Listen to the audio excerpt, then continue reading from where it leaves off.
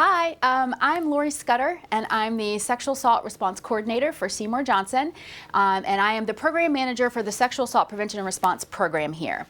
In addition to myself in the office, we have Mr. Casey Nichols, and he's our SAPR Victim Advocate. So we're the two civilians that are in the office here at Seymour Johnson, and so we're your SAPR team in addition to about 25 active duty service members like yourselves who are our volunteer victim advocates. So that's who makes up the SAPR program here at Seymour Johnson.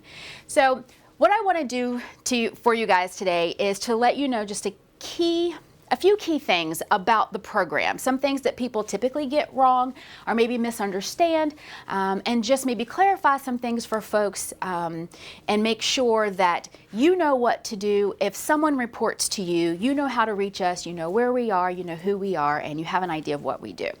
So much like other SAPR offices and on other installations, we provide support and advocacy for victims of sexual assault who are active duty, who are civilian employees, and who are also dependents over the age of 18. So it's really important that you have an understanding of who we provide services to. Now, if there is some question and you're not sure, you can always contact us, and you'll have all of our contact information by the end of this presentation. So when folks come into our office and make a report, we're going to make sure that they know what their rights are as a victim. We're going to make sure that they understand what their reporting options are and what services that they can utilize based on which choice they make, restricted or unrestricted. So most of you guys have heard restricted and unrestricted reporting before. That's nothing new. But what I want you to do is take a second and think about if someone comes to you and discloses a sexual assault, what does that mean for you as an active duty service member? What are you required to then do? Are you a mandated reporter? What does a mandated reporter even mean? Who are you going to call to make sure that we are putting the correct services in place for the individual that chose you to make this disclosure to? So when we talk about mandated reporters, those are folks that are mandated under the AFI, under the UCMJ, to report crimes. Sexual assault is a crime.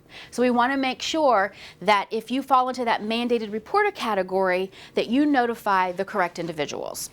So mandated reporters are commanders, first sergeants, anyone in the supervisory chain of command. So if someone reports to you and they are your troop and you are in charge of their EPR, OPR, somewhere along the line, you sign that paper, you are in the supervisory chain of command and therefore a mandated reporter.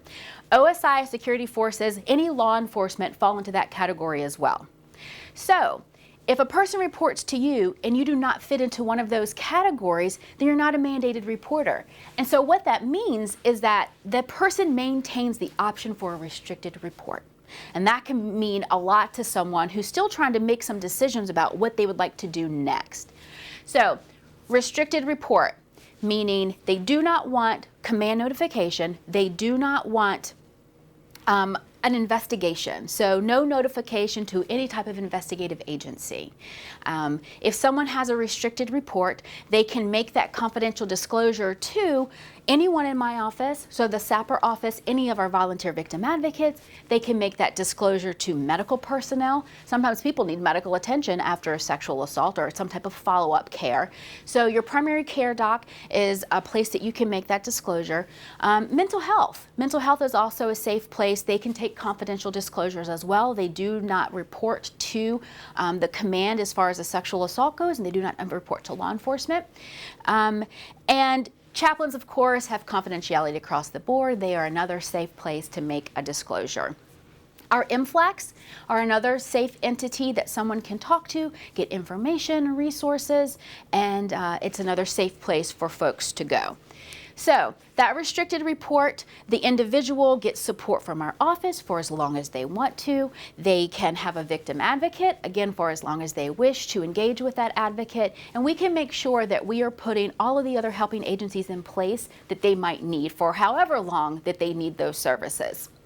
Now, with an unrestricted report, we have that command notification, we have a police investigation, and We have some other options with an unrestricted report that are available that are not available with a restricted report. So for example, if there was a safety concern, we could get a military protection order, a no contact order, or a civilian no contact order put in place.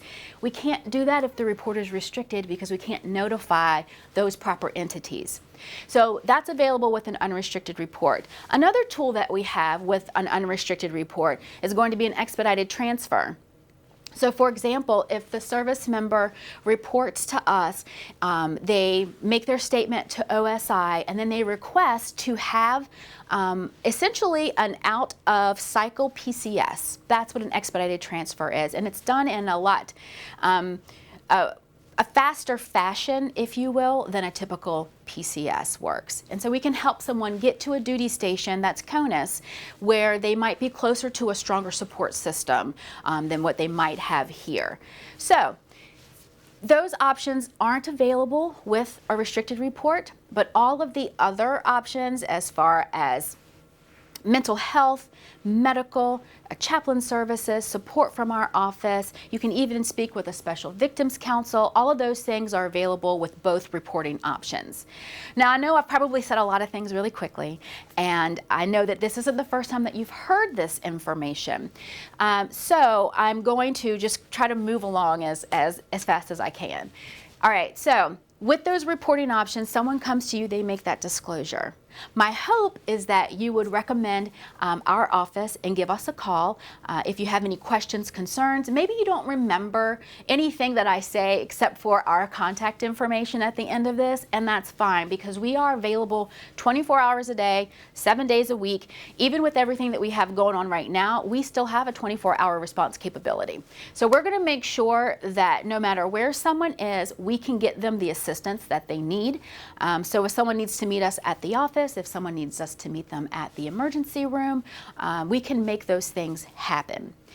We can be reached 24 hours a day at 919-722-7272.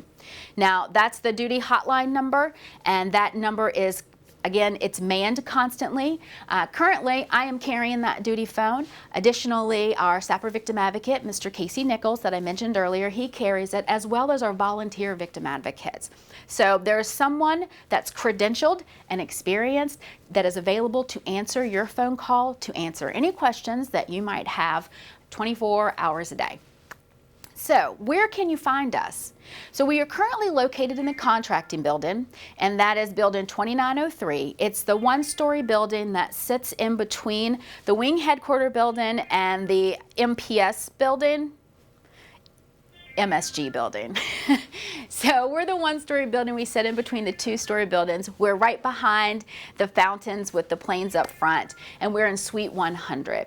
Now, we are currently teleworking, so we're in and out of the office a little more sporadically than we typically are. But again, you can always reach us by calling that 722-7272 number. I hope you enjoy your time here at Seymour Johnson. I hope that you might have a little bit better understanding after this about reporting. Again, if someone chooses you to make that disclosure, that you know how to get them to us, and then we can help walk everyone through kind of the what happens next. So, welcome again. Thank you for your time and attention.